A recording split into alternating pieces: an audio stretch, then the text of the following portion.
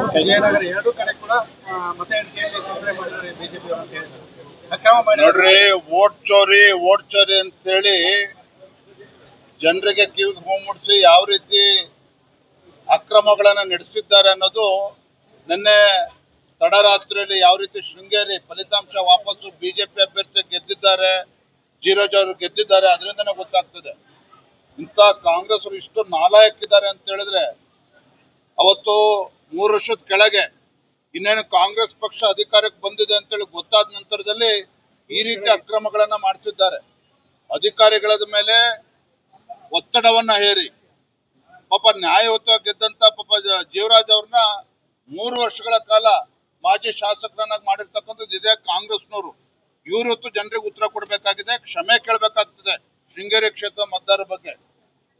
ಇವತ್ತು ವೋಟ್ ಚೋರಿ ಅಂತ ಹೇಳ್ಕೊಂಡು ಜಗತ್ತಿನ ಮುಂದೆ ಇವರು ಬಂಡವಾಳ ಬಯಲಾಗಿದೆ, ದೇಶದ ಜನರ ಮುಂದೆ ಬಂಡವಾಳ ಆಗಿದೆ. ವೋಟ್ ಚೋರಿ ಅಂತ ಹೇಳ್ಕೊಂಡು ಅಕ್ರಮ ಮಾಡ್ತಕ್ಕಂಥ ಅಪಕೀರ್ತಿ ಇವತ್ತು ಕೀರ್ತಿ ಕಾಂಗ್ರೆಸ್ ಪಕ್ಷಕ್ಕೆ ಕೊಡ್ಬೇಕಾಗ್ತದೆ.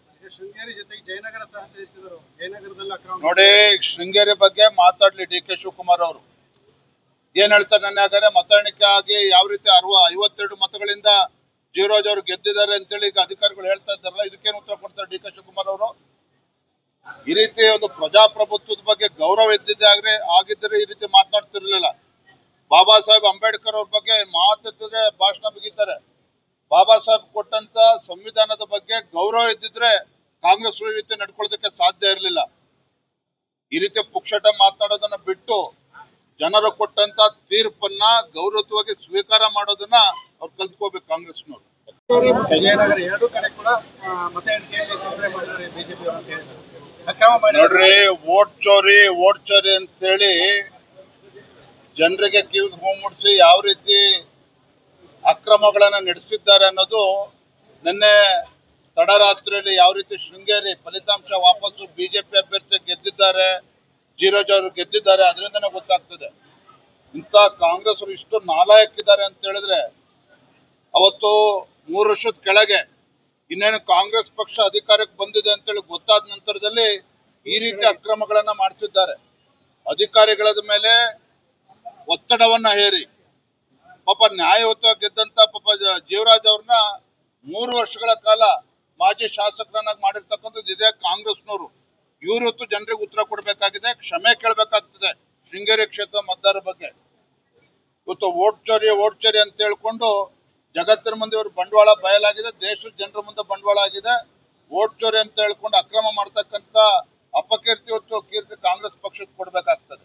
ಶೃಂಗೇರಿ ಜೊತೆಗೆ ಜಯನಗರ ಸಹ ಸೇರಿಸಿದರು. ಜಯನಗರದಲ್ಲಿ ಅಕ್ರಮ ನೋಡಿ, ಶೃಂಗೇರಿ ಬಗ್ಗೆ ಮಾತಾಡ್ಲಿ ಡಿ ಕೆ ಶಿವಕುಮಾರ್ ಅವರು ಏನ್ ಹೇಳ್ತಾರೆ. ನನ್ನ ಹಾಗಾದ್ರೆ ಮತ ಎಣಿಕೆ ಆಗಿ ಯಾವ ರೀತಿ 52 ಮತಗಳಿಂದ ಜೀವರಾಜ್ ಅವರು ಗೆದ್ದಿದ್ದಾರೆ ಅಂತೇಳಿ ಈಗ ಅಧಿಕಾರಿಗಳು ಹೇಳ್ತಾ ಇದ್ದಾರಲ್ಲ, ಇದಕ್ಕೇನು ಉತ್ತರ ಕೊಡ್ತಾರೆ ಡಿ ಕೆ ಶಿವಕುಮಾರ್ ಅವರು? ಈ ರೀತಿ ಒಂದು ಪ್ರಜಾಪ್ರಭುತ್ವದ ಬಗ್ಗೆ ಗೌರವ ಆಗಿದ್ದರೆ ಈ ರೀತಿ ಮಾತನಾಡ್ತಿರ್ಲಿಲ್ಲ. ಬಾಬಾ ಸಾಹೇಬ್ ಅಂಬೇಡ್ಕರ್ ಅವ್ರ ಬಗ್ಗೆ ಮಾತಾಡ್ತಿದ್ರೆ ಭಾಷಣ ಬಿಗಿತಾರೆ. ಬಾಬಾ ಸಾಹೇಬ್ ಕೊಟ್ಟಂತ ಸಂವಿಧಾನದ ಬಗ್ಗೆ ಗೌರವ ಇದ್ದಿದ್ರೆ ಕಾಂಗ್ರೆಸ್ ಈ ರೀತಿ ನಡ್ಕೊಳ್ಳೋದಕ್ಕೆ ಸಾಧ್ಯ ಇರಲಿಲ್ಲ. ಈ ರೀತಿ ಪುಕ್ಷಟ ಮಾತನಾಡೋದನ್ನ ಬಿಟ್ಟು ಜನರು ಕೊಟ್ಟಂತ ತೀರ್ಪನ್ನ ಗೌರವವಾಗಿ ಸ್ವೀಕಾರ ಮಾಡೋದನ್ನ ಅವ್ರು ಕಲ್ತ್ಕೋಬೇಕು ಕಾಂಗ್ರೆಸ್ನವ್ರು. ನಿರ್ಭೀತ, ನಿಷ್ಪಕ್ಷಪಾತ, ವಿಶ್ವಾಸಾರ್ಹ ಸುದ್ದಿಗಳಿಗೆ ಮತ್ತೊಂದು ಹೆಸರಾಗಿರುವಂತ ನ್ಯೂಸ್ 18 ಕನ್ನಡ ಈಗ ಆಪ್ನಲ್ಲೂ ಲಭ್ಯವಿದೆ. ದಯವಿಟ್ಟು ಇಲ್ಲಿರುವಂತ QR ಕೋಡ್ ಸ್ಕ್ಯಾನ್ ಮಾಡಿಕೊಂಡು ಆಪ್ ಡೌನ್ಲೋಡ್ ಮಾಡೋದಕ್ಕೆ ಮರಿಬೇಡಿ. ನಿಮ್ಮ ಬೆಂಬಲ ಹೀಗೆ ಸದಾ ನಮ್ಮೊಂದಿಗಿರಲಿ. ಧನ್ಯವಾದ.